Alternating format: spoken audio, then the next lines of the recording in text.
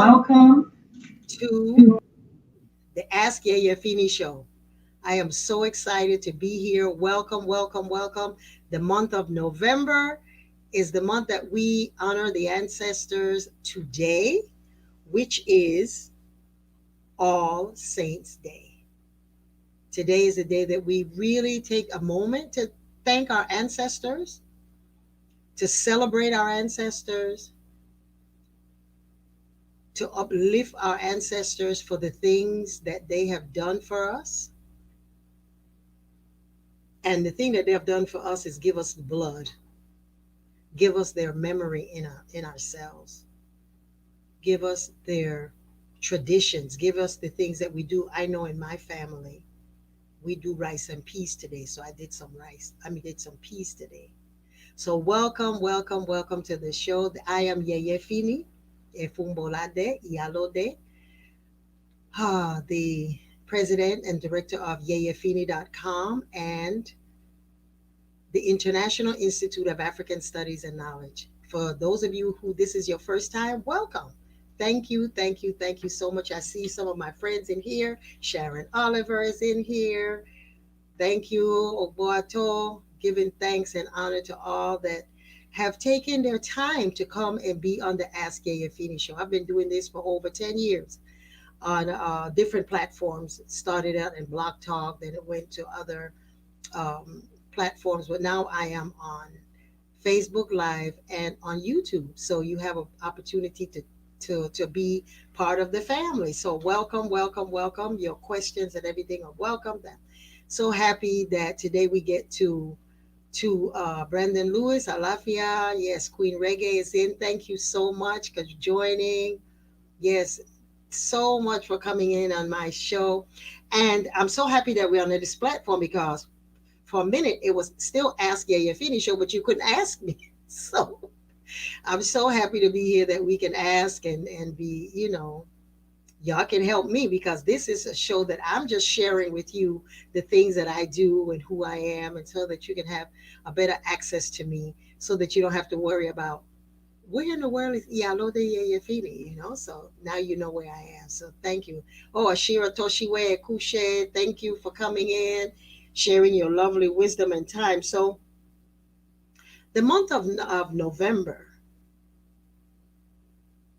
is the beginning of the traditional holiday season, which is Thanksgiving. We're speaking in America and in the Western Hemisphere. We have Thanksgiving, and then right after that is Christmas, and then right after that is New Year's. So the season of celebrating starts now. And so for many of us, that's a time that is, of course, we're looking forward to celebrating and doing all of those things. And this year is going to be a little bit different because usually, and it's a little different, and in a lot of ways there's a lot of difference because this is the time where we gather with friends and cook our family meals and start making gifts or over shopping for those who shop, and doing things that's going to connect us to the festive season. And so for us, for many of us this year, have lost friends, students, clients, loved ones, family members. And so it's going to be a difficult, some for many, it's going to be a little difficult because then you have to create the new normal. And that's what we want to do, is to create and to sit in the moment of this universal timeout has given us an opportunity for us to retreat, redefine who we are before we reconnect with our friends and family. So this is a time for many of you, and I just want to take a moment just to give you my condolences for those who have lost loved ones, because some of us have lost some of our friends have lost the person who used to hold Thanksgiving at their house. So that's a lot. Or the person who, the children may not be able to understand that Nana or Uncle so and so is not here for Christmas. So I just want to take this moment to just extend, a feeling of just, condolence to you, and knowing that those ancestors are still with you in your memory, in your blood. So connect with them. Today, this whole month of November is a good time to celebrate that. so that leading up to the Thanksgiving, you feel their presence. And when you're cooking, I remember that show, what was the name of it? That it was about a whole family, soul food, where they got together and they would cook, and that's how they invoked grandma. So this is a time for us to not feel such, you know, such a loss, but remember that we are connected in the blood, in the memory, in the things that our ancestors did that made us really feel connected, you know. So I just want to just take that to just reach out to just let you know that my deepest condolences to you. And some of you have members of your family that are sick right now. So in doing that, so this morning, that's one of the things I did. I went to my ancestors and I saluted them because it's all Saints Day, and that's what I've been doing for years. Is I cook for my ancestors, I thank them, and I did a celebration. Of course, I went this morning to meditation and prayer with Dr. Funlayo. That was just beautiful. With Asha Ire, that was beautiful. And I saw my ancestors connected and gathered around me. So when I went to my ancestors, it was just so awesome to see them just gathered in spirit around me. And I asked them to please be a part of the show today. So I am invoking my ancestors to link up with your ancestors, because I've always thought that, somewhere along the line, we said we will meet again. And that's why sometimes we see each other and we're like, oh my God, I felt like I've known you all my life. Because we made pledges to ourselves in different incarnations and different lifetimes that we're like, okay, now we're back. And so for many, as I said, it's a time for us. But in some cases, things were stressful and uncomfortable during the holidays anyway. So then that brings back that situation if you were connected in a kind of challenging way. So I just ask, do not allow these holidays to become something you dread. Instead, take steps to prevent the stress and the depression that can descend during the holidays. And so today we want to speak on my Ask Yeyefini show. How is it? How we will I will share some helpful tools to assist you in dealing with some of the stress that could keep you from creating a wonderful space to uplift your spirits, bring healing, wholeness, and a sense of peace around the holiday season this year. We will speak on this episode about the importance of honoring the temple that you are. And so we have to remember that we are a temple. That's what I'm speaking on today is we are a temple. Before I give suggestions and ideas, we're going to talk about what is a temple. And according to the dictionary, I looked it up and it says a temple. Let me see my little papers here, so I got to stay on point. It says a temple is something that is, where is it? Just a minute, bear with me.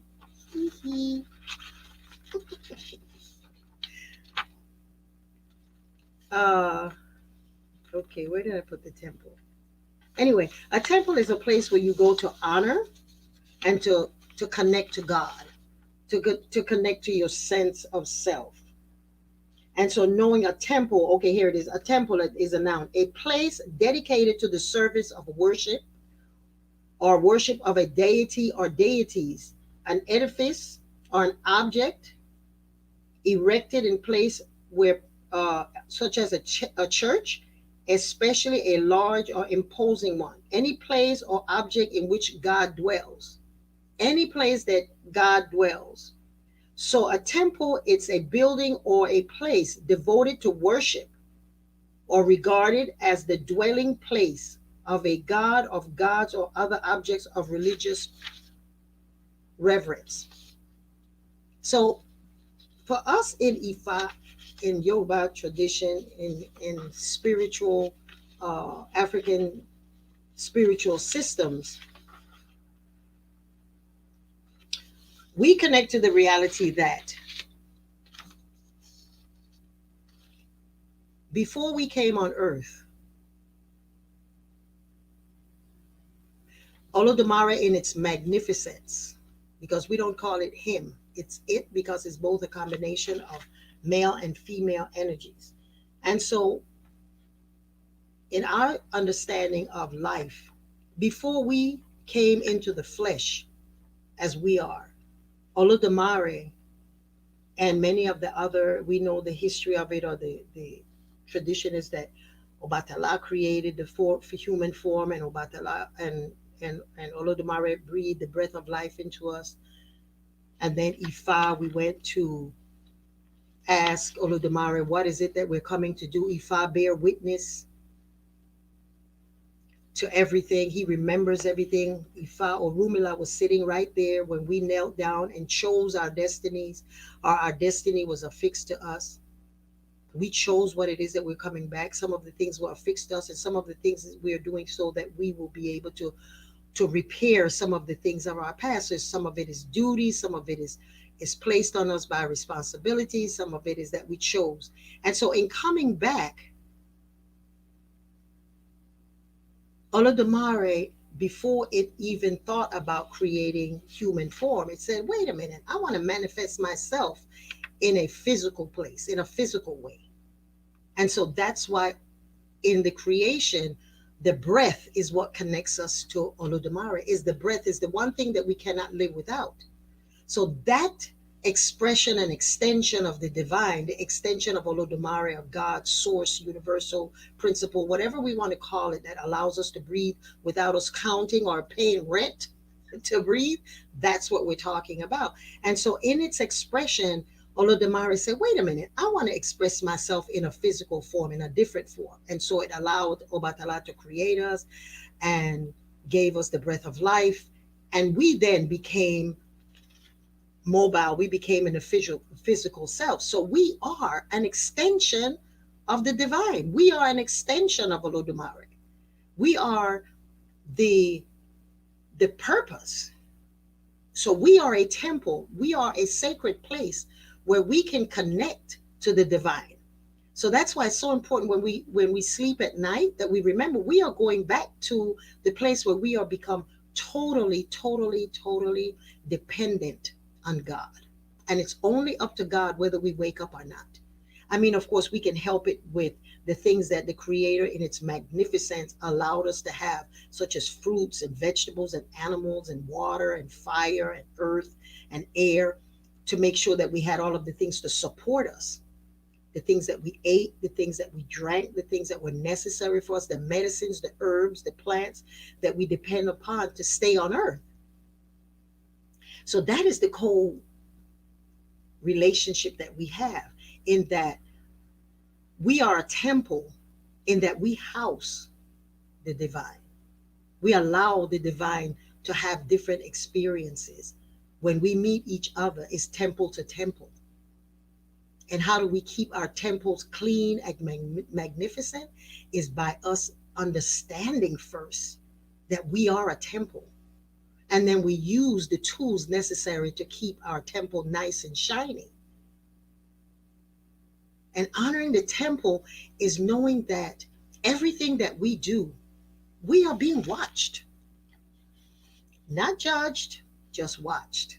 And given second, third, fourth opportunities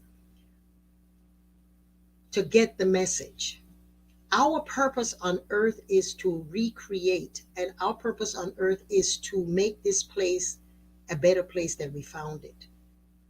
Meaning that wherever we found in our evolution ways that we could be in harmony with each other in spite of the weather, in spite of location, races, religious creeds, it was an opportunity for us to expand our awareness to know that every one of us is the same. We are the same. We are connected to God through breath. We are connected to God through the plants. We are connected to God through the water. And God loves us. It loves us so unconditionally that it always continues to supply us with it.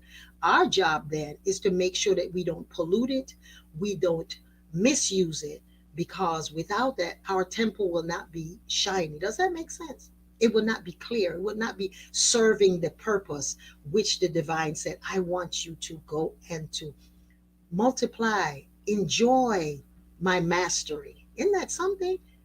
That the Creator created human form and then created the little teeny weeny ants, and they have a purpose. Every time that the ant is going in and out, it's creating little pockets of air where the planet can breathe. Isn't that something? And create weeds and things that we sometimes feel that, oh, let me mow it down. It has no purpose. It is giving us the oxygen. It is just giving us the love to keep us going. So when we understand that we are a temple, then we have the opportunity to choose how we're going to live. How are we going to recognize each other? Are we going to recognize each other as God, as temple, as holy? The way that we do that, of course, is to know that we are connected first and foremost by the ancestors. I wanted to start out singing a chant, and somehow things got changed around. But there's something that I have to do today because it's the day that, you know, universally we have as Dia de los Muertos, as well as the Day of All Saints. So there's a song, a chant that we sing that it says, there is no Orisha without Egungun, without ancestors. So we are nothing without the ancestors. We are the sum total of their memory since the beginning of time. So it says, Orisha bi Egungun kosi, Orisha bi Egungun kosi, Orisha bi Egungun kosi, bi Egungun kosi, bi Egungun kosi o. Orisha bi Egungun kosi, Orisha bi Egungun kosi. Orisha bi egungun kosi, bi egungun kosi, bigo egungun kosi o. So there's no Orisha without ancestors. And so in honoring our ancestors, in honoring who we are honoring the temple that sustains us as well.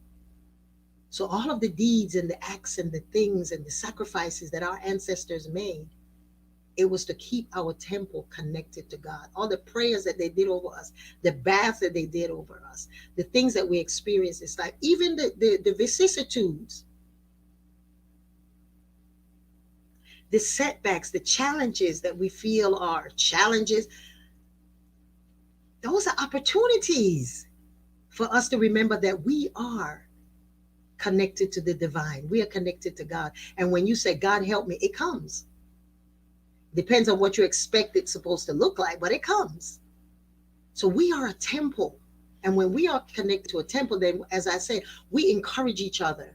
And this the next tenet of the Ifa understanding first is that we understand that we are here because of others. We believe in reincarnation. We believe and we understand that the ancestors, we are them.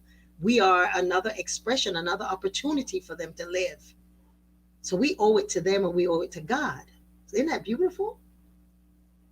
And so when we are connected to the divine, we are giving ourselves an opportunity every day to remember when I pick this okra and I eat this okra, God is infusing the molecules in there to keep me well so that I will be well enough to help someone else in every capacity that they need us. And that's why African understanding is that we are community people. We need each other. We depend on each other. And so our job is to keep our temple well so that whatever happens, we will be able to present ourselves as who we are, another expression of the divine. So any situation that comes to you is always an opportunity for you to know, wow, life is good. Life is good because when you think of, the things that's happening now, we can say, oh, the world is coming apart. This is a horrible time and that kind of thing. This has always been in existence. Any stories that you, any history, even the Orisha chants and the Orisha apatekis that you, it's always about challenge. It's about night and day. It's about good and bad. It's about up and down. It's always about, and that friction is what creates life. What we have to recognize is what it is and give it its worth. If it's an opportunity for you to grow, then you say, okay. And that's why you can't say, I need to forgive something, and I need to. The only way to forgive and to open yourself to really understanding that you're sorry or you're remorseful or you want to move from that position is to always come from gratitude. Because when you say, I am grateful, that means in that moment, you're taking not only responsibility, you're looking at the blessing of it, you're looking at whatever it is that it presents, and you're opening up yourself then to forgive and not judge yourself first or anyone else. So as a temple, Sometimes we disconnect from the fact that we're a temple by feeling that there's a temple outside of us. There's a God outside of us. There's a building outside of us. There is a belief outside of us. That's why wherever you come from, there's always every culture, every human being that is on this earth comes to a society or a group of people to encourage them and connect them to where they come from. Whether it came from a mountain, and whether it came with two bees getting together and making human form, all types of stories. But it's all about how is it that we came together to help each other and to be seen, to be heard, to be loved, to be honored. And so when we mess up and we need to forgive ourselves or others, knowing that you are a temple, it becomes a little easier. And you take responsibility that this is my temple, because everybody and everything, and I really, really believe that, I live from that every situation that I'm in is an opportunity for me to see God, to see spirit trying to tap me and say something. I think we have a question. It's someone asks, why do we forget our destiny? We forget our destiny, and that's a very good question. Thank you, Queen Reggae. Is that when we are born and when we come back on earth, the path between us receiving our destinies and coming in human form, that entire process we forget. We forget the process. We forget what it is that we were told that we came to do. We forget why is it that we chose our parents. We forget why is it that we have the things that we come. And so in forgetting, when you get on earth, that's why Ifa and Yoruba understanding know that after 3 days, you get a reading, a consultation. Because remember, we said that Orumila was in the room when we received our destiny. When we said, I'm going back to be born with Mr. or Mrs. Brown, or I'm going to be born by this and X and Y. And Oludumare says, well, I need you to go back and do X, Y, and Z. And then the other part says, you need to go back because you need to kind of clear up and get some other memory in one aspect of you. And so in the forgetting is the process of coming from total spirit into physical being. That's why we forget, is because the process of coming back is coming from completely ethereal plane to become a manifested expression of the divine. So when we come on earth, we have Ifa. Within 3 days, and 3 days, from 3 days of the child's birth, a reading is done, a consultation is done. And what we're doing is we're saying, dang, dang, dang, dang, dang. Now, Orumila, excuse me. I know that there were some things that we had agreed upon, and I need to be reminded. And so the parents get a reading on the child, and they know exactly what it is is going to be the taboos, what are going to be the things that's going to give the child some strength, what are the things that's going to be a challenge to the child, and then you raise the child in that understanding. So every culture has a way of knowing exactly how to embrace. Now, coming back from the understanding that we believe in reincarnation, we know that this is an ancestor that just left the creator. So it has messages, the purpose that it came, the way that it came on earth, why it came on earth.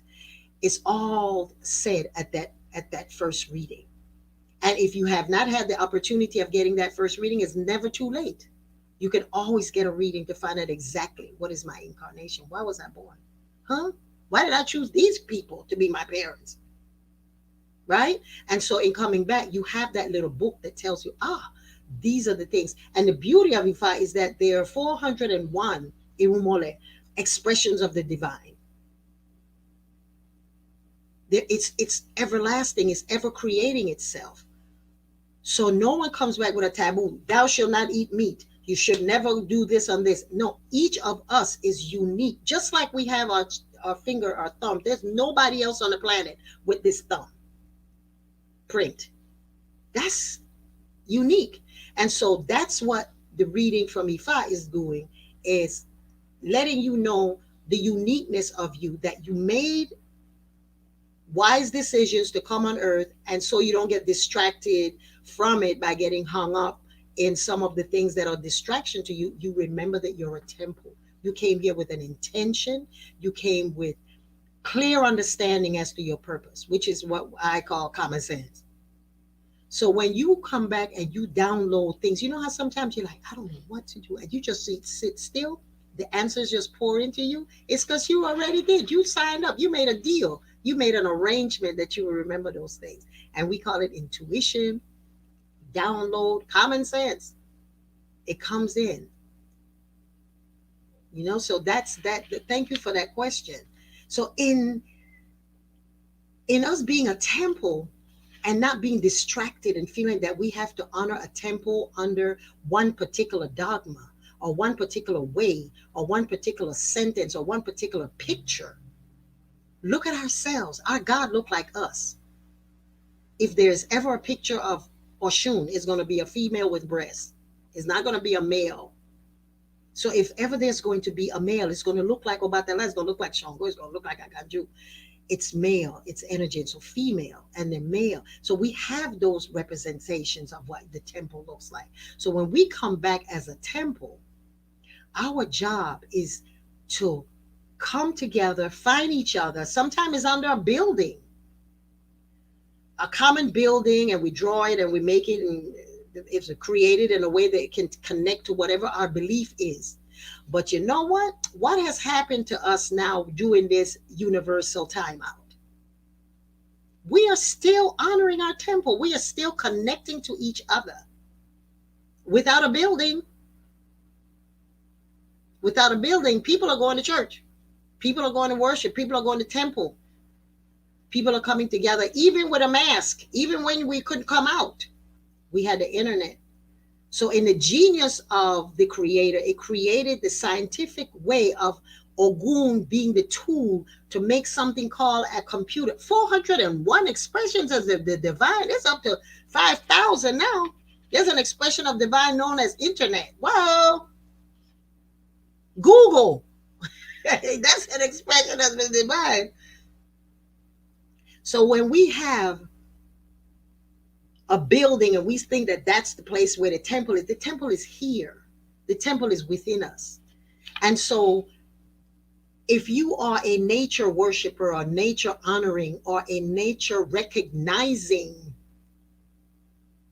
our divine self and knowing that we are part of the big total picture, we are just as good as the grass, we're just as good as the cockroach, we are needed just as important as the ant, as the elephant. Everything has its purpose. And so in keeping in connection to us, that's what we have that we call Orisha. Selected heads. We are Orisha, worthy of praise, worthy of honoring. And those Orisha live inside of us. We have fire, we have air, we have water, we have mineral, we have sun, heat. All of that lives inside of us. And sometimes we get distracted when we're feeling that, oh, I got to go do something. I got to go somewhere else to honor the divine expression of water. The divine expression of water lives inside of you. I think it's 90% of us is water. And so we have a river inside of us. We have salty water and we have sweet water. God is magnificent, right? The saliva is a river, right? It's not salty. Perspiration is salty. Blood is salty. So there's an ocean that lives in us, right? There's fire that lives in us. There is a combustion engine that keeps going. That's the heart. That's the heart. The heart is a machine that keeps us going. So that's fire. That's what makes us heat up. And what makes us cool down is we get the water. And so being a temple It allows us to connect to Orisha. And that's what I want to say during this time, this 2 months of November, December, when we feel like all of this stuff is bombarding and our emotions are here and what are we going to do? Let's not keep saying what I'm going to do when I come out of the universal timeout. Because as long as we're saying when we get there, what's happening to the temple is getting overrun with cobwebs, is getting overrun with leaves that blew up on the doorway of the temple. If we look at ourselves as a building, if you don't take care of it, it's going to get cobwebs because the cobwebs have a job. Their job is to weave their little web, right? And they snatch those little bugs. That's their job. And so if we don't take care of it, the cobwebs will come in, the leaves will blow, the rain will come, the roof will blow down, will break down. So that's why we have to make sure that we are connected to the temple and doing what is necessary so that we don't keep saying that when I get over there, it's when I'm going to find joy and peace. The past is history, right? The future is a mystery, and the present is a gift. The gift to know that any moment you have the ability to choose differently, and you will have a different circumstance. And so, in honoring yourself as a temple, then you hold yourself accountable and responsible for this moment where you are in the universal timeout and your children are home and is recreating a new relationship with them. Some people you have not seen, some of your relatives you have not seen, some of your loved ones you have not seen, some of the people that you wish were with you, you're not there. But you know what? You got to connect to the fact that there's a purpose for you being here, and there's a purpose that you're not being connected to them. Because if you keep feeling that you want it the way it used to be, then you're going to create cobwebs and bushes and all of that stuff inside of your temple. Living in the now, you know how to do to get rid of all of that stuff by recognizing that, I have the ability right now to create what is my new reality. So that's the thing that I'm working on in myself, is just a retreat, redefine myself in all relationships, in all of my relationships I've defined, and know that you have the right to do so. You don't have to explain. And if you have to explain, then you explain that right now I need to be dealing with my temple. I need to deal with me. All of this stuff, because some of us have all kinds of weeds and stuff in our temples that we need to go outside and weed. When you have a garden, you can't just assume because you put the food out there and there's rain and then there's sunshine that everything is going to come up. Now you got to get in there and do the work. Get rid of the little stuff that can sneak up on you and choke out your plant. So as we're doing that and we're looking into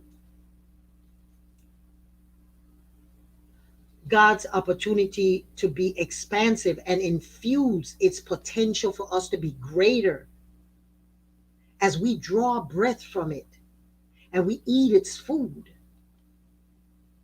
I know the ancestors look at us and find it a joke when we're thinking like, oh my God, when we get out of this is going to be how I'm going to do. And they're like, where are you going? Where are you going?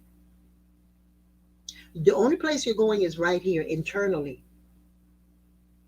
And so in connecting to the elements that we have, we are going to look today at how is it that we are going to connect to the divine? What and how are we connecting to clean our temples so that we don't forget that this is an opportunity. I know many people have said, this has been a horrible time for me. Some people are saying this is a good time for me. But overall, the things that we said to ourselves in March when we were first put into lockdown is a different kind of understanding and appreciation that we have for ourselves. We may have to go off sometimes, some days myself. I felt like, oh my God, oh, my friend. I was speaking with Efun, and she was saying that that Funlayo, I have Dr. Funlayo and Funlayo. Funlayo was telling me that this universal timeout is it's like every time you run up on something, and it's like a shadow that when you say, I'm done, I got this, and you take another step, that thing is right with you. Say, no, no, no, come back. You got to deal with this again. Just when we think we ran out of one situation, I got this, I got this. She says it just sneaks up on you. And just when you take another step to say, I got this, and you move down, that same little thing come back and get your attention. So it's so much an opportunity for us to go in. A lot of us have felt that this was a rough time in March, April, May. I got back from Costa Rica, and the thing that made me is like, you got to put on a mask. I self quarantined because when I got to the airport and saw that, I was like, okie dokie, I don't know what this is. So I self quarantined myself throughout the month of March and April and May. We went through the whole gamut. But in each month, I know for myself, I was able to face some of my fears, say some of my illusions, some of the untruths that were messing up my temple. So I had to just deal with that. So I'm speaking for me, but I know you are in the same place because there's nothing on this earth that is certain except change. So who you were in March, this is November, you're completely different. So in looking at it as a temple, this is giving you some more juice to squeeze out of it, to squeeze out of this beautiful time. People call it Corona, you call it the pandemic. I choose to call it universal timeout. Is that the universe is saying, sit down. As Dr. Fulaya says, sit down. Sit down, listen to who you know you are when you get still in meditation. Sit down and pay attention to what's going on and why are you paying attention and what do you see when you see. And so it's giving all of us an opportunity for us to come full 100 to who we know ourselves to be, which is an expression of God. Because no matter what happens at the end of the day, when you wake up in the morning, you got to believe in something. The fact that you went to sleep last night and you woke up, you got to believe in something. And so if all you do is getting another opportunity to thank God, that's your first step. That's the way that we move through. We move through it saying, okay, I'm alive. This is today. And how am I going to deal with it? If you have food, if you don't have food, if you have a friend, if you don't have a phone, if you don't have a job, if whatever it is, this is an opportunity for you to go and look at the other temples, call them, create an external temple outside of the building, deepen new relationships. There's so many groups that you can become a part of on the internet, on Ogun's platform, and Elegba being the communication. Those two brothers got together and said, let's create a place where we can have a temple honoring or worship. And so when we have a place that we know we can connect to ourselves, we then say, wow, all of this stuff that's going around, we don't have to believe everything that comes up on the television or that comes up on the internet. What we have to do, of course, is to pay attention to what is saying that you will help you from getting sicker, which is to wear your mask, wash your hands, because I don't even hear many people talking about washing hands anymore. Wash your hands, which was something that we all did, and so wear your mask, do your social distancing, but at the same time, remember to hold yourself responsible and accountable to everything that you find in your house, in your relationship, in your marriage, in the relationship with your children, the relationship with your health. I haven't been to the gym in 6 months. I feel like, what? So what have I done? Complain, the gym is closed, yada, yada, yada. And what did Divine say? Holla. Dear sister said, look, there's yoga every other day. I'm back in yoga. So my little body is getting itself back without going to the gym and leaving my house and going to the temple of the gym. It's right here. So I prayed about it like, oh my God, I'm so flabby. Yoga has always existed. I did it, and then you drop off and wagon. It's back. I'm looking forward to it every day, 3 days a week. Wonderful, lovely. And you're doing your 3 miles a day to walk. That's how you keep your temple. You sweat, you perspire, and you get out in the sun and in the breeze and in the air. That's how you connect to the divine. And so the first part of us that we want to get to the divine in connecting Wherever you are, whatever your marriage is going through, your job situation, your friendship, your anything, your health, the first thing that you have to give credit to and honor to is your ori, is your head. Your head. Because once you recognize that, why am I thinking like this when this is the reality that's happening now? Then you shift. You have the responsibility and the duty, and it's free to change your mind. One way of looking at something is completely different than the way you were looking at it. And right there, it's like, whoa, it's like somebody gave you a prize. So we have to honor our Ori. The head is where that governs Obatala. So rituals to your head during this time is the way that you're going to connect. I have all types of rituals that you can do to your head on my YouTube. Last night I did one that was a recommendation. There's a question that there was a recommendation to me to just do a ritual of just taking a coconut, taking the water from it, praying over it, blessing your head. Did that last night for the full moon. So there's a question. Thank you for the question. What are Ifa views on suicide? Do these people reincarnate? Wow, that's going directly. Nice, thank you. There are two ways that you can look at this. You could say that a person that commits suicide is a spirit that chose to leave. We cannot judge the way that it chose to leave because sometimes it is that they are so disconnected from their temple based on the social mores, on the political soul, the racial soul, the personal soul, the familial soul that they will find conflict in and are not able to do it. And the souls that I'm talking about, I have a class on my website that you can just download. It's not a class that I do. It's all in recording. It's called the Nine Souls and how to deal with each aspect. Politically, we have a political soul, a political view that all of us feel. Culturally, we all think and ascribe to it. That's a cultural soul. In our families, each one of us have a different dynamic and the thing that make us who we are. Sexual soul is who we are. We come back with breasts. If we come back without, if we come back with, testosterone, we come to, if we come back male or female, the way that we look at life is different. The things that we require different.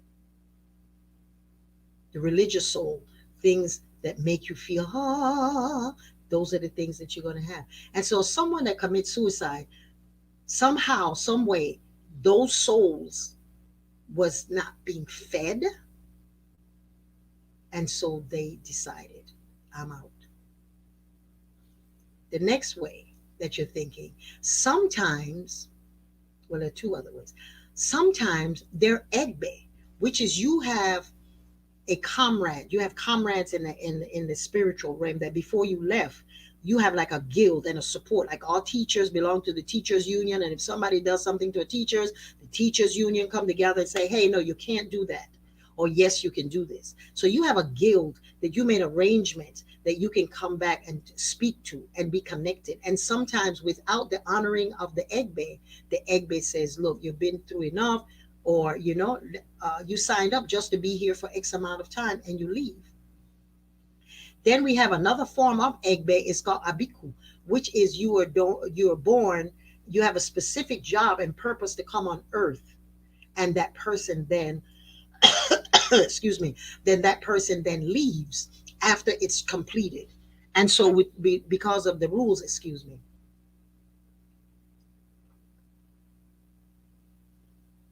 thanks, because of the rules that we form, not God's law, not spiritual law, but the earthly law and the earthly soul, the political soul, or the soul that raises us, the universe, not the universal, but the yeah, the soul that holds us and tells us that this is the law in this culture. Then we look at it and we say, oh my God, They committed suicide. They should not reincarnate. They should not even be given a service. They should not be, their name should never be called. Who dare you be judge and jury over someone who came on earth with the same potentiality as you and somehow has a different way of leaving? Because we're all going to leave here. We're all leaving here. And so, in terms of reincarnation, you do reincarnate. There's no thing that thou should not reincarnate. And so, those are the things that I wanted to show. So, I hope that answers the question.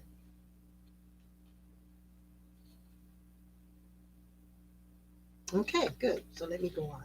So, as we said, the Ori or the head, that's where Obatala lives. There's so many rituals and ceremonies that during this time you can do to align yourself. As I said, you get a coconut, you break, you open, you take the water out of it, you pray. Because remember, that's the one water that has never been touched by anything else other than God to create it. The sunshine and the nutrients from the land going up that coconut tree and putting water and food, fruit and water. So you take that, you pray, you wash your head. You can take a coconut, wipe it with a food on the top of it, roll it, pray over it. Always say your intention. Always state your intention. This coconut is now going to be the tool to remove obstructions. You don't just take a coconut out of the grocery store and put a thing and just start going. No, you have to have you're having a connection with the divine in the head. So you tell it, this is to clean off any negative feelings of depression or sadness or anger or disappointment, whatever it is that I have been feeling, and you wipe the effun over it, neutralizing it, and then you rub over your head, clean off your body, take it somewhere and break it, put it in a bag, take it somewhere and break it, dispose of it far away. So Ori, you have head feedings. I have those on my website, on my YouTube, that you can see exactly how. The next aspect that I want to talk about, and we're going to go through them as a human being and just showing the physicality of your temple. And so you do the Ori. The next aspect that you have is, of course, the throat, right? The throat as well. And before that, you have the ears, and so you can do rituals and ceremonies so that you can hear better. There's a part of when you do a head fusion or rogation is so that you'll be able to hear and to listen to wise counsel, your temples. And so the part of us that the Orisha, or as we said, the Orisha, the divine, manifests itself, or selected head manifests itself, we know that part as Ori or Obatala. The next one we call is Eti, which is the ear, and it is said that is sacred to Oba. There's a whole story on the class that if you took a class with Dr. Funlayo with John Mason, he goes into a great detail on that. Orisha is just magnificent. And then so the next one that you have, and look at it, is like the chakra points, right? Is the throat. And that's where Aganju lives, the throat and the shoulders, where you hold yourself up. That's why I'm doing your yoga, and that you do the, and when you go like that, it feels so, when you restrict and relieve. And so you do rituals to your throat. When you do rituals to your throat, you're doing Aganju. This is the fire that comes out here. You are able to vocalize what it is that you want, to state what it is that you want, and to ask for what it is that you want. So the throat is a way that we have that's connect us to the Orisha that we look for outside. It is right inside of us. So take care of our throats. Cover it up. Do the things that you know. Put the foods in your mouth that you know is going to nourish it. The next aspect of the divine that we find in Olodumari's magnificent that it created was the tongue. The tongue is governed by Shango. That's the power to speak. That's the part of you that is the automatic strategist, the leader. A man becomes and a woman becomes a leader because they're able to speak truth that makes sense to someone else. And so in the Shango aspect, that is the tongue. That's a temple. It can curse and it can bless. Powerful tool. Powerful. And then we have, of course, the next we have is the heart. That's the engine of the body. And it is so wise that it distributes every system, the circulatory system that delivers the nutrients to every cell in the body. That's brilliant. Olodumare created itself inside of us, because if we are going to be a manifestation of it, and we can go and get a hookup or drive through on the railroad track and having some Ogun pieces and metal iron and thanking God for us having a car. That's an expression. That's another aspect of it. But the aspect of us, that the temple inside of us that we're taking care of, we're taking care of our heart. And the way that we take care of our heart is by doing your breathing correctly. That's the way that you're going to expand and allow your circulatory system to kill off the what is it you call it when you eat too much pasty stuff? Cholesterol. Because we eat too much of the stuff that we eat as if we're still behind a plow. We eat so much stuff to give us fire, to give us fuel, and we sit down in front of the computer for 8 hours of work.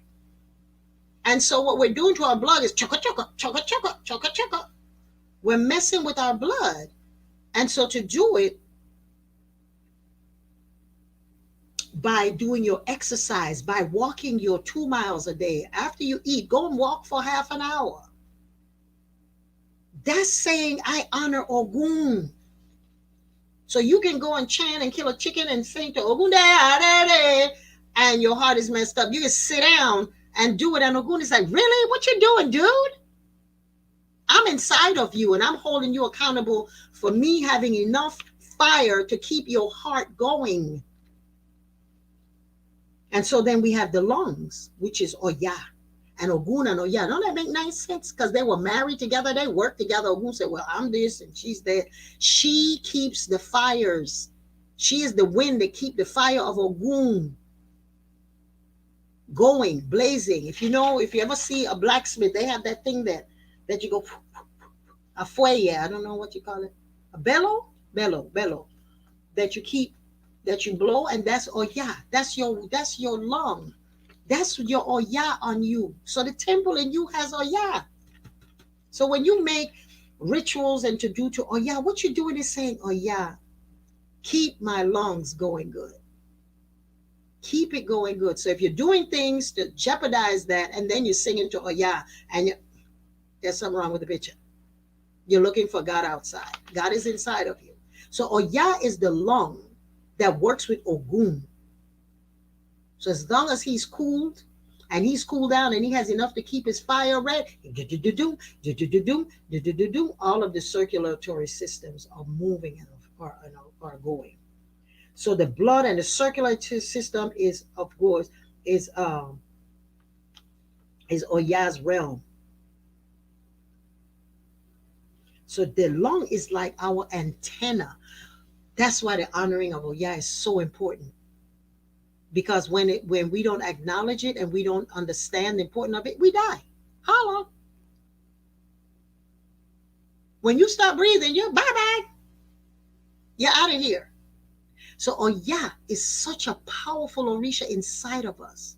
And that's why it's so important that the brother that does the breathing with Orisha, I can't remember his name right now, but y'all know who it is. His name is just went by my head. But anyway, breathing. He has a whole system of how you can breathe. How you can breathe and just allow your breath to keep you healthy.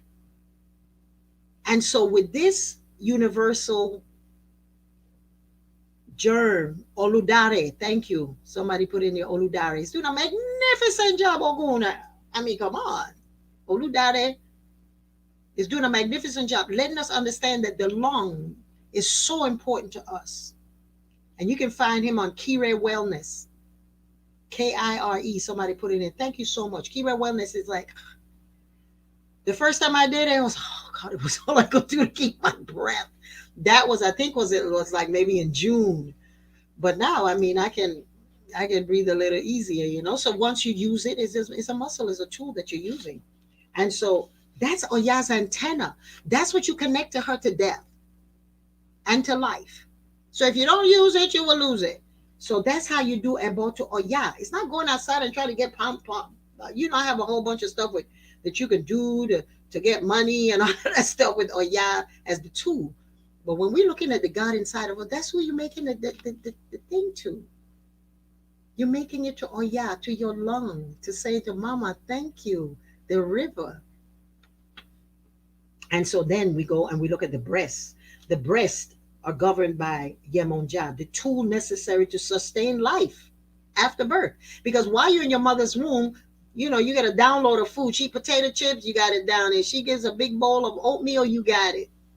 But once you come out here and you start breathing with Oya, then you have to then get the substance of the breast. And Oya and Oyemonja sustains us and after life. This is the necessary for us. It's the refueling station for the newly visiting spirit known as a baby. That new baby that comes in, it comes with all of the intention. No, that's why you don't have to teach a baby how to suck. It already knows it. Divine connection. Divine connection. Okay? And so you have the breast, and that's Yemonja. When you want to honor, that's why when you do Ebo, you touch your breast. If you're doing Ebo for your children, you always clean your breasts or you touch them. That's your breast. That's the potential of your children, whether you gave birth to them or not. And then you have your blood, and the circulatory system is governed by Oshun, which is life itself. It's one of the most valuable liquids in the body. And it looks like, look, they're not a beautiful apateki between Oshun and Ogun. When we know, and one of the most popular ones is when Ogun was locked down, locked himself for whatever reasons. We have like three different stories of it, that he was not able to come out of the woods. And the only energy that came out was Oshun, that was able, the blood of life. And we think it's the honey, and he came out and she danced, and it was that she gave him blood. That's what we need to live. And that's who she is. She governs the bloodstream. So he is pumping. So here is Ogun married to Oshun, the blood. Make sense? So the blood is coming through her husband, Ogun, distributing it through the system, allowing the breast, Yemonja, to have the blood, to have the wherewithal to give birth and give support. See how they all work together just like the apatekis? And so the next one that we have, Oshun, governs life itself, is the blood. She also governs the female opening to the reproductive organs. And then we have the male. Oshun represents the sexual aspect of the female. We have the male sexual organ, which is governed by Shango, which is the force that gives life through his water, through his sperm. He's able to connect. And from those two, that one and that two become two, and then it becomes four, and then it becomes eight. And we all know all of the little stories of how life begins. And so Shango represents that fluid of life that gives and helps Oshun. Remember their little relationship of Ogun and Shango, of Oshun and Shango working together in harmony, and they love each other, and there is an argument whether Oya was his favorite wife. They're all working together because vagina and penis have always been meeting each other to make baby. And so Shango is that force that we have, that is inside of us. Yemonjano Lokun govern the stomach, the digestive tract, is the oven, the place which the sacred is the sacred blender that prepares, macerate, and releases that what we don't need anymore. So Olokun is the bowel tract and Yemonja. And when they go in there and they start taking all of the potatoes and the things that we ate, and they bake it and break it down, they know how to send it to the large intestines and the small intestines through the anus, letting it out so that we can refuel again and talk to Oshun and say, hey, Oshun, we're making some more blood. And Ogun says, oh, just throw it up here for me so that I can make it. And isn't that beautiful? When I was writing this up, I was downloading it because, this was just coming to me as how the beauty of this thing works. It's just amazing. I was like, oh man, I gotta share this. There's a story. There's a question in the chat. Can you explain spiritual possessions? Oh, they going straight in. Spiritual possession. Possession means that owns it. That's the word possess, is that you own it and you're no longer in, no one else owns it. So possession to me is when your physical body gives permission to another expression to come and use your form. So when you are possessed, you could be possessed with rage, you can possessed with anger, or you can be possessed by a spirit energy whose influence or who finds you receptive to housing and to hosting it for however long the possession is required. I hope that answers the question.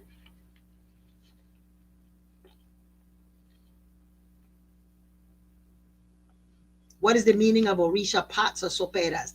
I call Orisha pots or soperas a drive-through. That's a refueling station. That's a refueling station because the stones that you have, the minerals that you have in there represent the memory of life.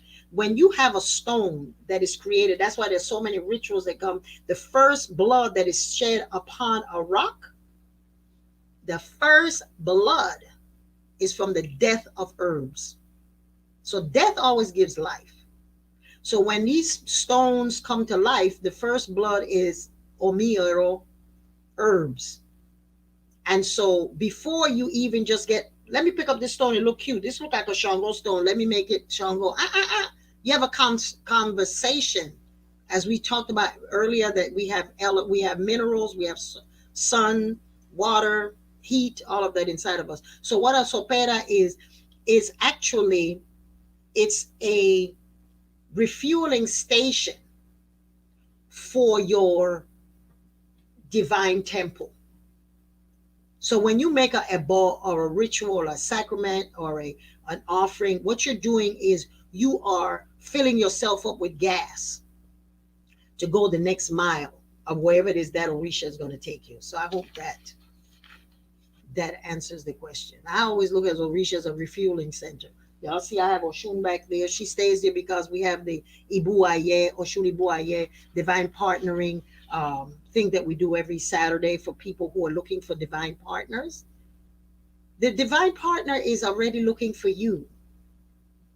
What Oshun does is to allow us to come and meditate and to sit and be still and do some expansive work to open up our heart to know that we're ready to accept and to welcome a divine partner. It's a refueling station.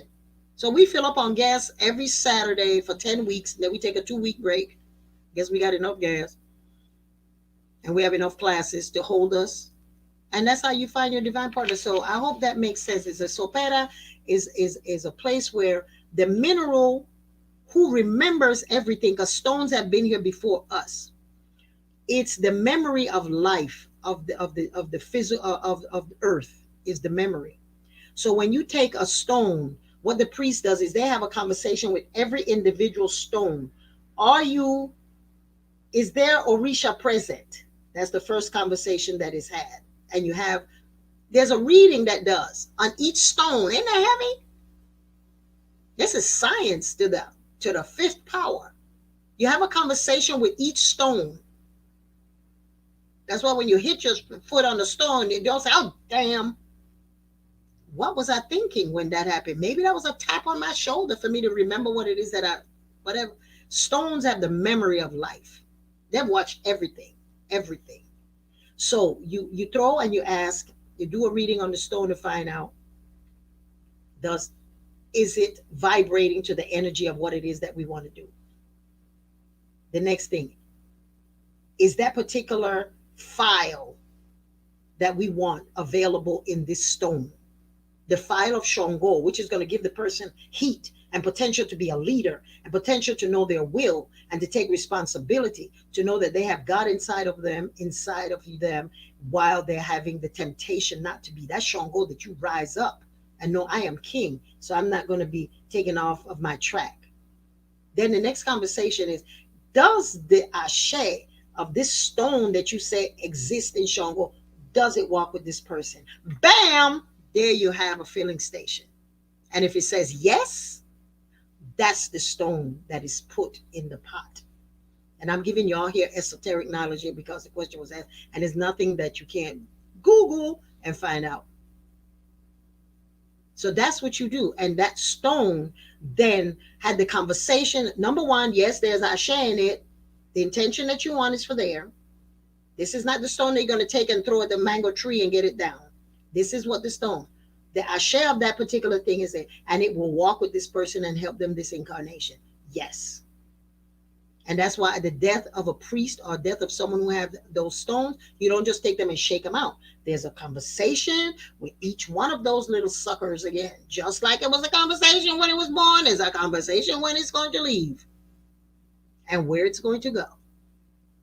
So that's why it's a refueling station, is that it said the ashe was there. It said that it was the ashe that you wanted. It said it would help you.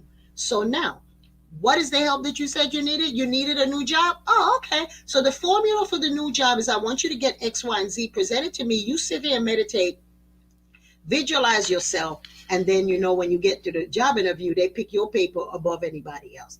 That's the refueling station. So I hope that answers the question. Next, I speak with so much passion. Sometimes I have to be like, hold back, yeah. Thank you. Thank you. Jasmine Green said she loves it. Thank you. Thank you for asking the question. Y'all ask the questions because I be like talking forever. I've been in this thing for a long time. I've been in this religion since I was 19 years old. And y'all know I'm over the hill over here.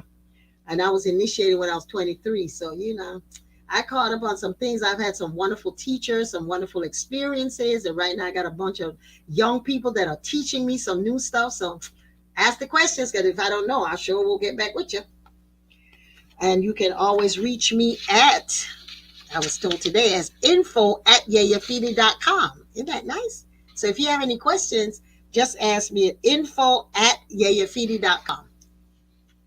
Now let's go on. So we passed the breast, and now the buttocks, governed by Yemonja, who allows us to sit. Who allows us to sit down and repose and regroup. And it also allows us to carry our babies. I carried my babies many years. Like if we had to go somewhere and they are like 6 years old and they can't walk to a particular thing, or I need to get on the back. But yeah, I carried them from they were born, and it really helps you. It helps to straighten your back after giving birth, because your back sways like that to carry the baby. When you carry the baby, what you're doing is rebuilding those muscles. Our ancestors were brilliant. They didn't push the babies in a carriage, and you talking about I got to go to the gym to get my shape back. Have that baby breastfeeding and put that baby on your back. Boom, boom, boom. Your body remembers what you look like. So Yemonja is for carrying, she makes our life fluid. When you are walking, and it makes you, the music, the dancing, when your hips are moving, that's Yemonja. You look so good. Boom, boom. But you're allowed to sit. Yemonja says that's the way that you sit. Odi. So then the next part that you're going to talk about, of course, is Oshun, which is the sexual organ, which is the doorway for the potentiality of creation. When the sacred waters meet the sacred waters of Shango, that's what makes the magic real. Then we have birthing. And so the hands, we're talking about the hands as part of Obatala, which represents that anything that your ori, that your head thinks, you have the potential and the ability by sitting still and meditating and figuring out how to do it. How do you think the person that made the internet, they weren't running and say, "Oh, I'm gonna make a computer." No, they was sitting and they're like, "Wait a minute, I know the principle of communication. If I did this with that, and oh, wow, hee hee," and here we are doing a class, right? And so Obatala represents the making of anything you can conceive of the mind, anything that you can think of, you can achieve it, right? Anything you conceive, you can achieve. And you can do it with your hands in collaboration with your head. Your limitations to create is when you are disconnected from your ori. That's the only time that you can't create. When you sit there and say, "Oh God, I can't do this." When you say you can't, you just locked yourself off. That's why the prayer is, when you want a husband, ask your ori. When you want a new job, ask your ori. When you want a new way of understanding, ask your ori. Bless your ori every day. Thank it. Say, "Thank you so much for my head." Because you know what? Without this, you're not here. So when your hands find something, you can create. That's Obatala. The legs are governed by Ogun. When your blood is flowing, you have the power to run, to walk, to move, to change your circumstances because you can move. So bless your legs, do rituals, clean your legs off. There's an about that I did, I think it was in the last month's, I think it was that last month's newsletter. Was it? I do so many different classes. Oh no, I think it was in my class on in the institute. We have classes, and I gave a ritual on how to wash your legs, wash your feet. You know, and I'll come back to that and give everybody that one. So Ogun, that's it. That's it. You're gonna your heart. That's why it's important to walk. It's important to step up and to breathe in. You know, the skin, which is the largest organ, right, is owned by Babalu Aye, and he's the clothing. Babalu Aye or Balu Aye is the clothing or the covering of our bodies. It is the largest organ of the body. When we are imbalanced and our temple is diseased and it has disease, we do not have the way of staying strong. So when we are doing rituals to cleanse our skin, like sweat, like doing a cleanse, like doing fasting. Some of y'all know that I do fasting, cleansing and detoxing every 4 months. When you do a detox, your skin is the first thing that you notice. Your tongue and your skin. Your tongue gets really pasty and your skin gets dry. And during that process, that's when you're going to take your brush and you brush towards the heart and you brush all of the dead skin and the dead cells so that you can breathe, because that is the doorway. That's where everything meets you, is on the skin, is at Obaluaye. Just like the earth, Babaluaye covers the earth. You are the earth. You are that physical manifestation of expression of the divine. Right? And so when you brush your body and you do your detox again, you cleanse yourself and you remove all of the debris and you all of the excess excrement that you have lodged in your intestines that you cannot, and you keep putting more food in it and you don't drink enough water to perspire, to sweat, and you don't have enough, that you have 2 or 3 bowel movements normally a day. You should be having a bowel movement after each meal, because when you shove some more down what is not necessary anymore through Yeman channel Lokun, that goes out. So you can replenish it. So we're taking care of your temple with the skin is about cleansing the blood, the internal organs, everything that's housed in there. The body is the clothing. So that's why it's important for us to cleanse and to live a life that represents that you know is a temple. To know that it is a temple and you take sacredness. So Obalua, yeah, when you don't have a healthy body and your skin and you have eruptions and things like that, is your body telling to you, tap, tap, tap, hello, you need to go see a plant, an herb, which is your medicine, which is God's expression of feeding you the things that you need to stay on earth. So when we are balanced and our temple is diseased, we're not able to stay and have a body that can sweat. And so when we sweat, we're actually rinsing out our bodies of all of the impurities that we didn't poop out, we didn't pee out, then we sweat it out. I remember before I started doing a lot of cleansing and that, I took a class with Raul Nefer, and who is the master at um, cleansing and detoxing. And I went to a retreat years ago, must be about 30 years ago. And I was so happy that I didn't sweat. I was like, I never sweat. I don't sweat. And in the lecture, they were saying, if you don't sweat, there's something wrong with you. And I was so happy that I didn't sweat. Clogged, clogged. So the more you sweat, the better it is, because what you're doing is allowing your body to detox. That's why when you're doing detoxing and that, you got to drink a lot of water after a massage. You got to drink a lot of water because you're pushed and you squeezed muscle and areas of your body that you're pushing out liquids. And you go to the bathroom, you got to replenish it. Because if you have a massage and you don't drink water, you're going to start getting like a headache or feel irritable, because your body's like, hey, we need some water, we need flushing. And the last part of your body, which is, sometimes we think is not important, you just get up and just assume that you're going, is your feet. Your feet are sacred to Eshu, Elegba. In one of the videos, I think also I have a thing on how to bless your feet. You have a conversation with your feet. Because your feet and your hands are two of the most important. When you get up, when you have a thought with Obatala, and you take Ogun with your legs and you get up, who's gonna be the next buddy? Your feet. And if you don't, if you don't have legs or you don't have feet, whatever is moving you becomes your elegba, becomes your transportation. If it's a wheelchair, if it's a crutch, whatever it is, that's your Eshu. So we have to honor Eshu. So when you're doing rituals to Eshu and you're asking, please open the roads and that, open the roads, but you bless your feet, that when you get on that road, you know what path to take. That you don't take, because the road is always open in 4 different directions. Always ask Eshu, may you have one little way like a little rat, that always have a way to get out. That's why it's sacred to Elegba. Elegba said, no matter what, the rat will always find a way out.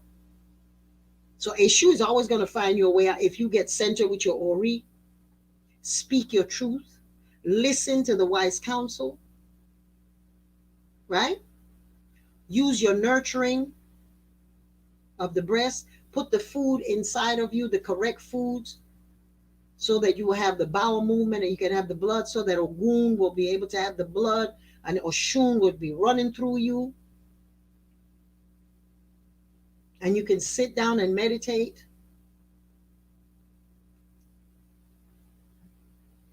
And you can sweat through Babaluaye, Obaluaye, and then your feet get up and move. So without Eshu's assistance, you cannot stand as strong and support your temple.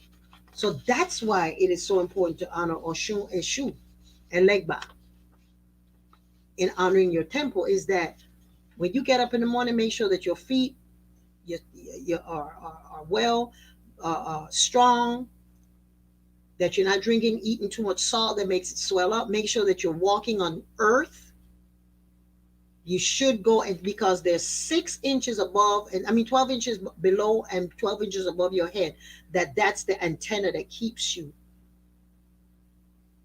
your energy field firm. So standing on the earth, finding some dirt and putting a bucket of earth. I know that Funlayo, that's what her husband does. He gets a bucket of dirt, periodically refresh that dirt so you can put a feet in it. So if you live on the 75th floor or whatever, go get yourself some dirt and take it upstairs and put your feet in it. If it's winter time, do that.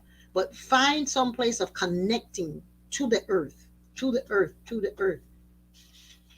And so in working with the different aspects of the temple in you, I hope this gives you another understanding of the Orisha that we're calling out and asking, do I need more Ebo? Do I need another way of doing this? There's a question.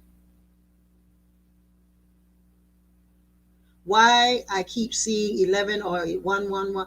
I don't really know. I know there are people saying that numbers are telling them specific things if you're looking at it. For me, what is coming, and I'm downloading this, that is the beginning of many things that's starting for you, because one is the beginning and its start. And if you keep saying that, there's a connection that perhaps that you're having with a shoe, that you're having with a legba, that you're having, that what it is that you're talking about, what is it that you're seeing. Maybe you need to vocalize it, because a shoe is communication, the art of communication. Languages is owned by a shoe. So perhaps that 1 1, when you see it the next time, ask yourself, just ask yourself and download it. It's there. So I don't know. Some people say, "Oh, I keep seeing at 12 o'clock." I know there's some magnetic thing that's going on now that I don't know about that. But in terms of numerology, when I do numerology, when I do my readings, I do add up people's birthdays and that, and find out what cycle you're in and that. So the number 1 represents the beginning, which means that you had a cycle of 9 that you ended, and now you're beginning a new cycle. So perhaps that's what it's trying to tell you, that you're beginning a new cycle, which 9 is the end of the from 1 to 9 is the ending of a cycle. Then it becomes 10, and you drop the 0 and it becomes 1. So if you keep having that 1, is a shoe perhaps, or just you beginning a new opportunity. But ask yourself will tell you everything. Trust me, yourself knows, because remember, you signed up for this incarnation. For me, and it will come to you. Trust me. Okay, so that's what I wanted to share with you in terms of how the Orishas manifest themselves outside, and how is it the important thing for us in honoring our temple. The way to keep the vibration and the resonance of your temple is by communicating with others and building a community. Because just how you depend on others, others depend on you. No matter how, if you think that, oh, I don't have enough to give, you have something that you can give. If it's you're the best sweeper, people will call on you. And you don't know who might see you that day as a sweeper and say, I would like you to run a company of sweepers. You never know. So that's the thing. The gift is, once you know your temple and your temple is alive, the way to keep our temple shiny, bright, clean, healthy, inspiring to do others is by connecting to these magnificent rods. It's through prayers, through words, blessing ourselves, blessing our ori, making affirmations, doing baths, bathing in different soaps, juices, omiro, flower baths, herbs in all its capacities. You can do in oils, all of it. And of course, build and sustain your community. Without a community, we cannot have any other temples to assist us. So we have to depend and rely on each other by being kind and being loving and being forgiving and taking whatever time it is for you to just sit down. And if you need to explain to people why you're sitting down, and explain. And if you don't feel like they have earned the right to know, then don't say anything. Just go within. And when you're ready to come out, your life will show that you have gone somewhere, if it's just to sit by yourself. So commit to getting readings, counsel, guidance, support through your Odu. So if you are in this faith and you have an Odu, look at your Olitas. Look in there and tell you, if ever you get to the point where you know you're in Corona, the Ita wouldn't say that, but if you feel like you're helpless, do this. There's always, use the medicine, but get yourself some readings, be it with Obi Coconut, which is with Obi Cola, which is with Merinda Lagoon, if it's with Bokwele, whichever. And listen to the stories and the reminders of your life that always has been constant in your life that help you. There's a question. Someone asked a question, what about sleep hygiene and blessing your bed? Oh, yes, definitely. Because your bed is a temple, is an expression, is an not a temple, but an extension of who you are. That's why when I go to people's house, I know people think it's strange. I don't sleep in other people's beds. And sometimes when I have to go and I do lectures or classes and I go to my students' houses and they say, oh, I want you to have my bed because you're the queen. I'll sleep on the couch. Because a temple is a very sacred place, is what I wanted to say. Not a temple, but a sacred place, because that's where you do your shedding, your skin. I used to sell vacuum cleaners in one of my this incarnation, and when we did that, the stuff that came out, that's where you shed your skin. That's when you grow. Then that's where you have your thoughts, your depression, your sadness. That's why in ancient time, everybody had their own bed. Husband and wives didn't sleep every day at night together, because when you're downloading by yourself, it's downloading for you. But now we've gotten where, it's the proper thing. So, it's all relevant to the way you see it. But a bed hygiene, of course, you have to keep your bed. You cannot have the temple well and your bed or your car. I have been in some cars, and I'm not saying that outside needs washing. I'm talking about there's stuff, there's food, there's old hamburgers, there's dirty clothes, there's all of that stuff, ratty stuff in the back of the car. How are you going to be a divine being and the inside of your car that can tell you what's going on in your mind? Or the hygiene of your hair. That's your extension. If your head is all matted down and looks disorganized, that also is connecting to your temple. So I hope that answered it about the cleanliness of your bed. Yeah, that's common sense.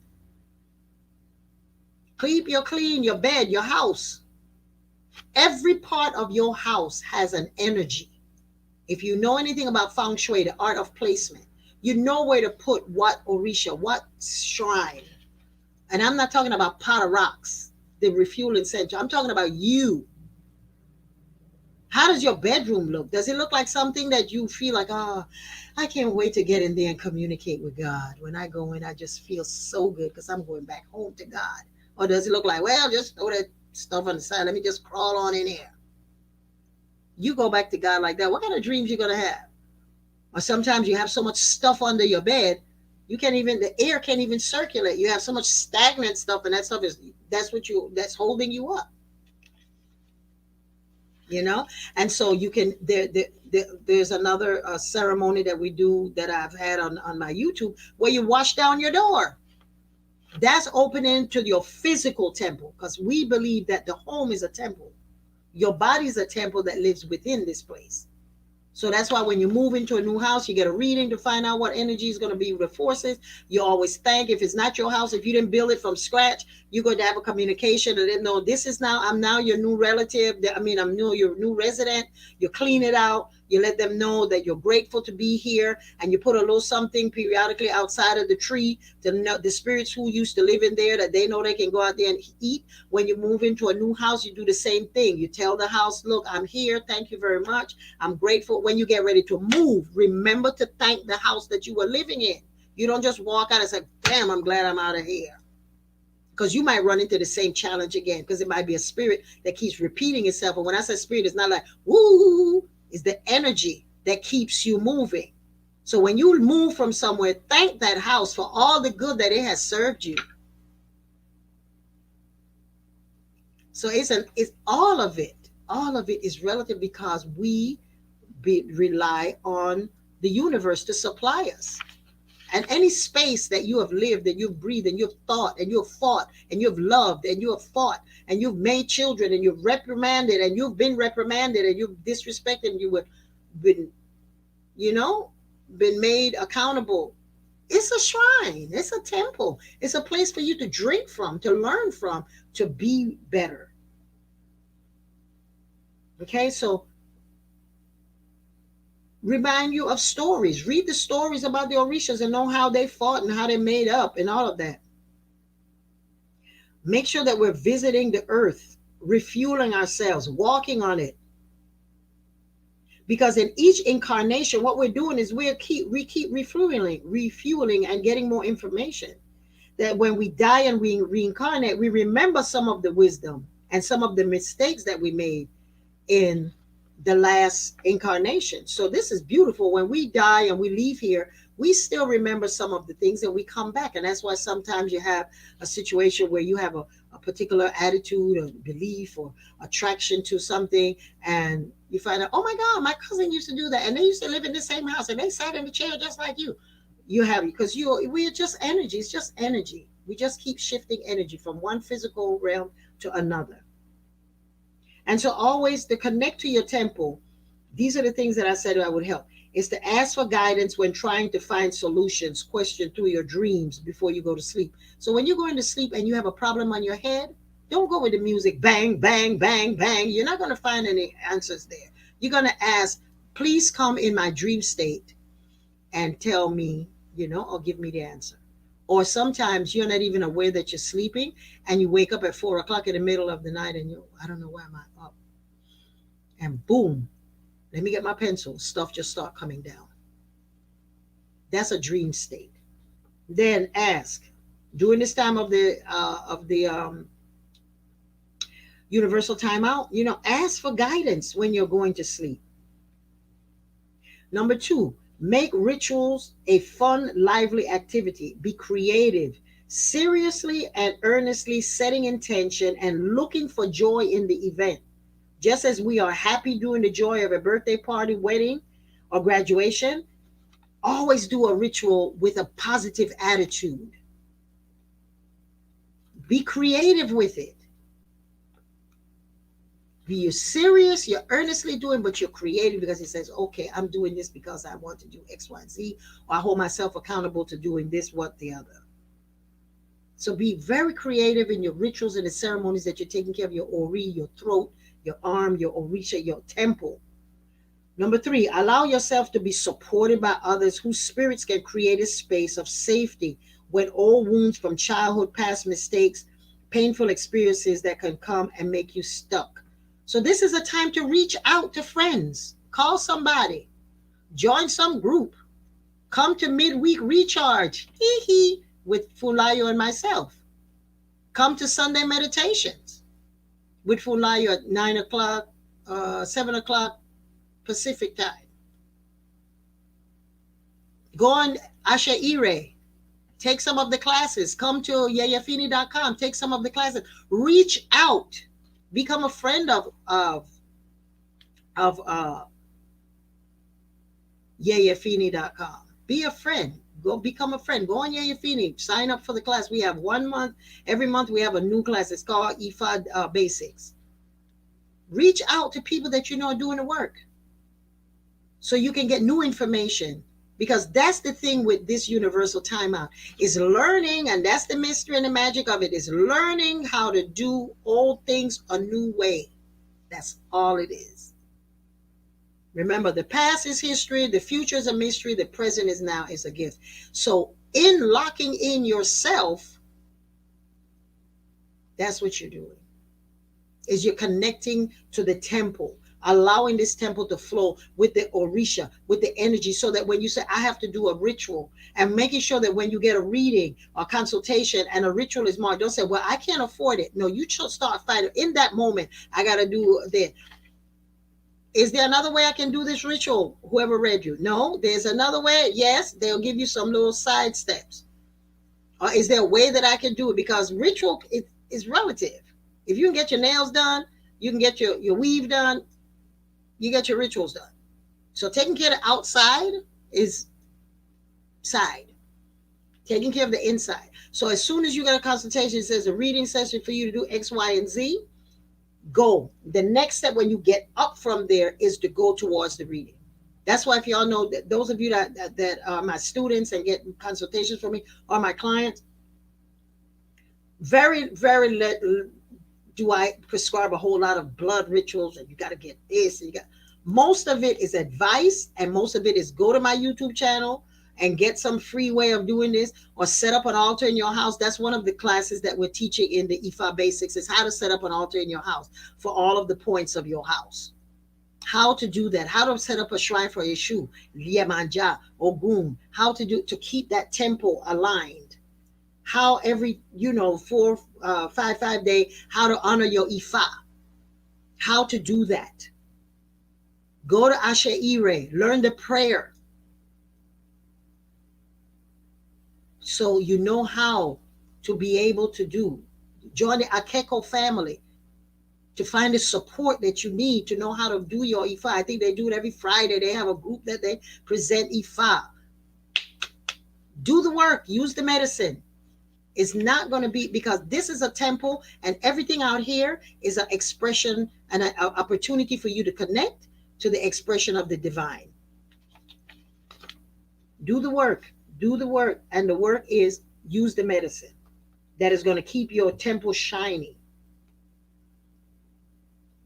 You know, and so making sure that you're supported so that when little hiccups come up, things that catch you off guard, because this universal time, and especially these last 2 months, stuff is going to come up. Old stuff is going to come up. Family stuff that every year comes up to an argument and a fight and that kind of thing. And this year, you've had enough time to realize, wait a minute, why is it that we were arguing?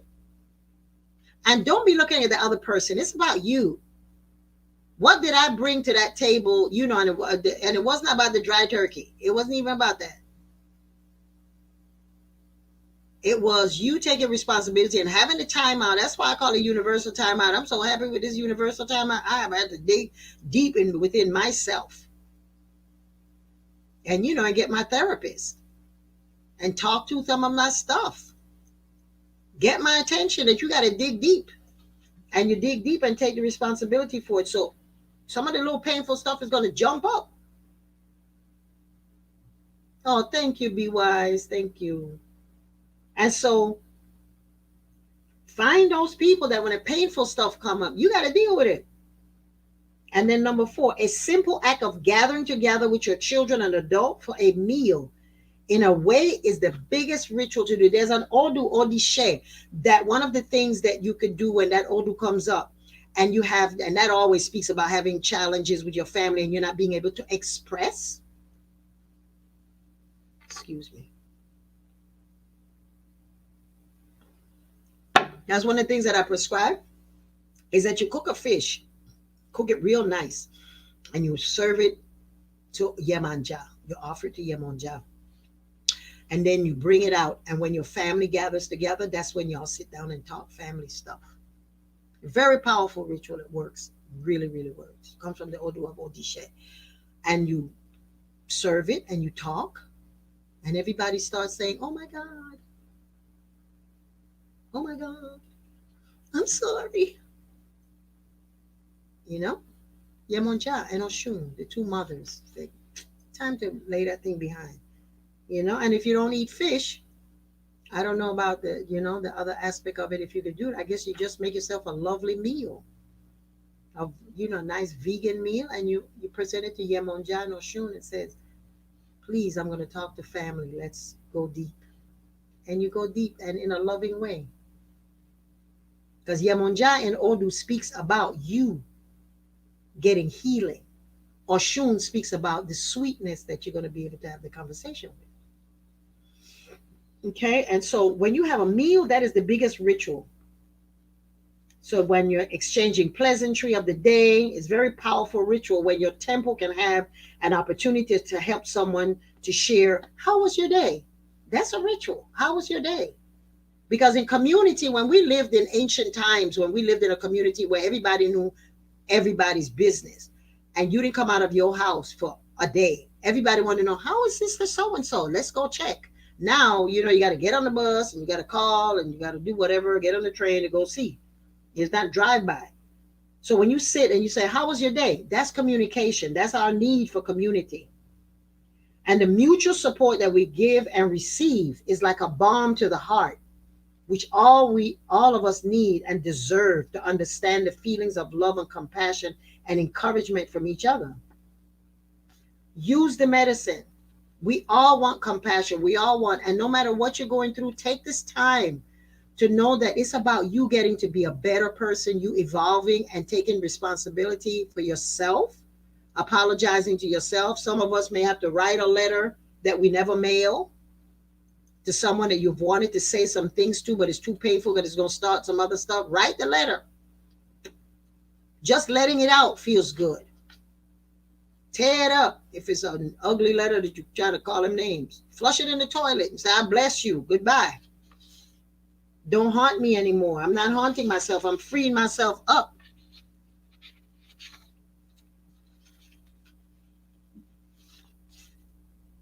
This is a great opportunity for us, especially today, to connect. And I know it's late, but they never sleep. It's a good time for us to connect to our ancestors. I got my ancestors lit up. I cooked them some beans.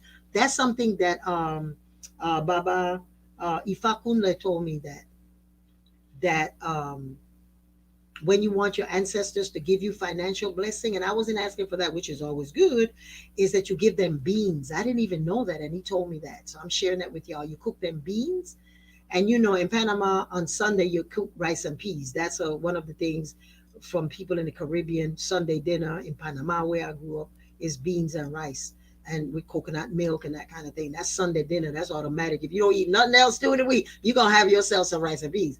And so that's what Ifakuna told me years ago, a couple of years ago, that that's what you give to your ancestors when you want financial blessings. So that's another little one that you hook up. And when we first started, I said, and we sang the song, is that you want to definitely be connected to your ancestors. That's why if you got my newsletter this month, you see that I put the video on there on how to make an ancestor altar, how to connect to great grandma, how to connect to your people. That's the first ritual that you want to do, is to the ancestors. Then you talk about Ori and all of that. So in beginning of that, that's what you want to do. The first and most important is to do with your ancestors. There's a great opportunity to get bigger, to know better by just connecting to your ancestors and doing the things that they would have encouraged you to do. Make your rituals lively and fun. And this is a great time to salute your ancestors for all of the things that they have done to get you to this point. This time of the ¿cómo se dice? The universal timeout, I have gotten into just the practice even more now. Every day I light a candle and I sit and meditate in front of my ancestors and ask them how the day is going to go. Someone is saying here that they cooked black eyed peas yesterday, and greens and beans. Yes, yes, yes. That's what we have with the Hoppin' Johns. That you have in America, you have the Hoppin' Johns before New Year's that you always eat. Greens is money. The grains is plenty. And you're never supposed to eat chicken because chicken scratch backwards. That's what I was told. That in the South, that's one of the things that you do. So this is a great time to connect to your ancestors. Dr. Fulaya had a beautiful thing on her meditation today. You can go on YouTube and see it, where she talked about the different things, the aspect of our ancestors that we forget and we take for granted. And that sometimes we do things that we like, oh, it's my genius that got that. No, it's your grandma used to do that. People were talking all kinds of stuff that their ancestors did, and they're like, oh my gosh, yes, yes, yes. And I spoke to y'all about that before, me doing 3 CDs, and they're about to allow, when you want to go on Yeyefini and get my CD, is the download was that I never had any formal training for music. I just always liked to sing. And it ended up where my ancestors, the first one was Oshun meditation. No, first one was Yemonja, then Oshun, and you can get those meditations on my website. And then this last one, the CD, the Sacred to Obatala, was my father was a musician, and that's why in that Baba Mi Tikole, there's a part of it that that you can hear the horn that was dedicated to my father, the musician. And I never had any formal training. I love to sing. I've always sang, and I have the gift of a couple of times that I had the ability of chanting, and many, many people got possessed. And the ancestors told me, I never forget, Nana Deni Zulu said, you have a gift, Yeyefini. You should be singing in the studio. That was maybe 40 years ago. And I ended up, because I went to a program and I sang, and the Orishas came down, and people got possessed with the Orisha. It was a beautiful thing.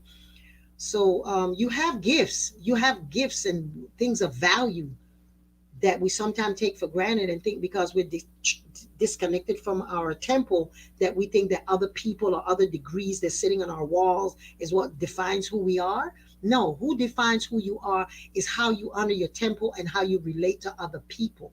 how you give to people. Give. When you give you see, when you give, you're opening your hands to do what? To receive. Give free stuff. Give. But if you're over giving, that is not right, because you're not loving yourself enough to ask yourself, so why is this happening for me? Why is it I'm giving so much? Maybe you need to shut down and realize that you're trying to give because you're trying to replace your temple. You're trying to replace the thing that connects you to your God. So thank you, everyone. Are there any other questions anybody know that anybody wants to ask me? Ask Yeyefini Show. I'm so happy that y'all came and be a part of my show, and I'm glad that I can answer questions again, because I'm Blog Talk Radio. And you can go to Spotify and all of my past shows, even the shows with the children. I had a children's show also, that I had the young people talking about how they feel as African descended children and to be practitioners and that kind of thing. And two of the children were my grandchildren. So go and get those things. Thank you all so much for this. Thank you. Oyabumi says this was wonderful. Thank you so much. Y'all know I love it. The little girl in me just love that kind of stuff, that I can help somebody, make somebody feels good, because empowering the people to empower themselves and use this empowerment to change the world. So thank you. And if you feel it upon your heart, as is on my platform here, if you feel like if this touched you in any way and you want to share a love offering, just go to hashtag Yeyefini or Yeyefini at Bell South on PayPal, or and what you call the other thing, Cash App. And just thank y'all so much for just always loving me the way that y'all love me unconditionally, and loving me through all of my stuff, and just asking y'all. And thank you, Sharon. Oliver, I got to order some more of your delicious product. That thing is so good. The lotion. Thank you, Ifawale. Thank you, everyone, for coming to my show on honoring the temple in you. You are a temple. I rely on y'all. Y'all feed me. When y'all pop in and be in some of the classes and that stuff, it's so important to me, because it gives me value. I feel like I got up today and I made a difference. At the end of the day, that's what I always say is, wow, today was a good day. And I start rehashing what I did. And I said, you know what? I'm so glad I was able to help somebody. That I can just help somebody. I just love it. I really, really do. Because, if you're not helping somebody, that means that you're taking from somebody. And I don't want nobody driving through on me. So so please, thank you so much. I appreciate you, and just see you again next month. Next month, we're going to be talking about the beginning of the new year, is talking about making your consultations for your readings and why it's important. And we're going to go over the new year consultation I did and see how it rang true, and how is it that we are going to be able to come out of this. And when we come out, we're going to be better people. I know I'm better. I know I'm a better person because of this. I know I am, because it's just allowed me the time to just sit down on my Yemanja buttocks and use all that I know to just center myself and just connect to everybody. So thank you so much. And don't forget, be a friend of the Ore IIASK, be a friend of Yeyefini. And once a month, you have access to me for classes and free good stuff, juju stuff, and all of that stuff. So thank you. Oh, the thing that I was going to say about washing your feet was verdolaga. It's what is it called? Purslane. You're going to wash your feet with that and bless it. Bless your feet. Your legs. Sorry, your legs. The one with blessing your feet, you can take some palm oil and you pray over the palm oil and your feet, and you take it on the sole of your feet, like this, the sole of your feet, and you make a cross to it with palm oil. And you sit in front of your Eshu and you communicate with the Legba, just blessing a Legba and asking a Legba to bless your feet. Those are the two that I was supposed to get back. So thank you, everybody. Have a lovely evening. Go out and feed your ancestors tonight, even if it's just a bowl of rice. They waiting.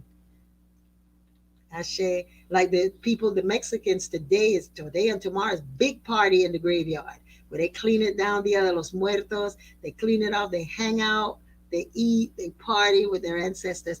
And if you need something to, to connect your children tonight is that movie Coco is really good. It's very a nice little movie to connect your children to and the adults to know why is it that we honor the ancestors and why it's important for us to remember who we are and whose we are. So thank you, Modupwe. Have a blessed evening, Odavo.